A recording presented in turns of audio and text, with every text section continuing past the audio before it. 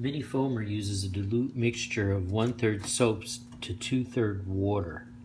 When you depress it, it should come out like this, like foam.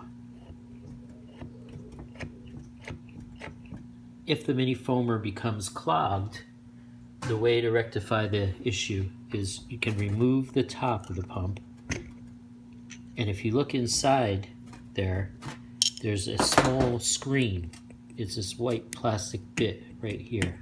It has a small screen in the surface of it. You can see the small screen.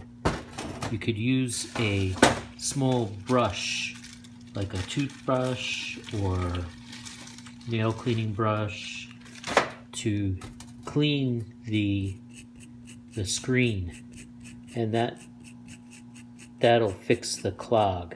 It's a very fine screen, so if the soap is too thick, it can clog that screen, and when you press on the pump, it can stick down.